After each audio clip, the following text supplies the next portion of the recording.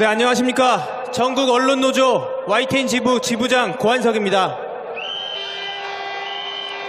제가 지금 이 자리에 선 건 윤석열 정권의 언론 장악과 YTN의 현실에 대해서 여러분들에게 알려드리기 위해서입니다.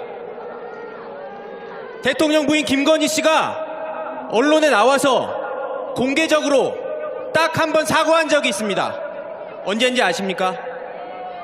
YTN을 통해서 학력 위조가 보도됐을 때입니다. 윤석열 대통령 후보 시절이었습니다. 그때 이후로 이른바 V1, V2의 YTN 혐오가 시작됐습니다. YTN 없애자는 생각을 그때부터 한 것 같습니다. 이른바 천공스승, 그분 인터뷰 대통령 선거 때 YTN이 보도했습니다. 그때 이후로 이른바 용산에 YTN에 대한 복수심이 시작됐습니다. YTN은 24시간 뉴스 채널입니다. 지배구조가 공적이고 하는 역할도 공적입니다. 지금까지 역대 정권들은, 특히 이명박 박근혜 정권은 YTN의 보도에 어떻게든 개입해서 본인들의 입맛에 맞는 보도를 하려고 노력해왔습니다. 정말 잔인한 시도들이 이어졌습니다. YTN 언론 노동자들은 끈질기게 저항했습니다. 이명박 정권 때 기자 6명이 해직됐습니다.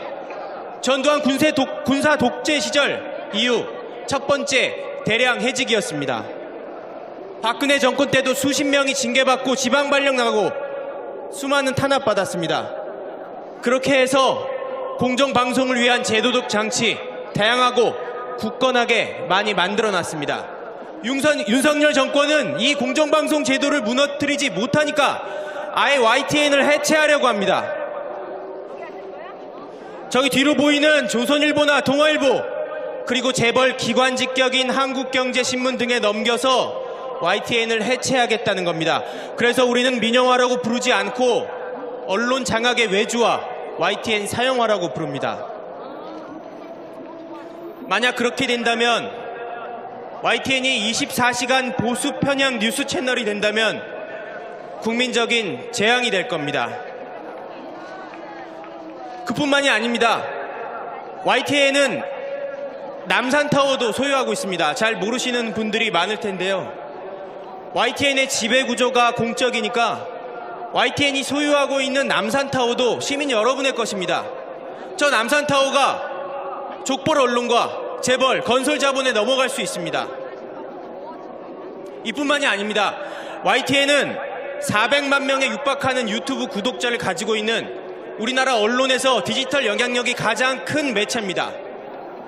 이 매체를 친권력적으로 변화시키면 윤석열 정권의 언론 장악이 완성되는 것이고 그들의 권력이 계속 연장될 것입니다.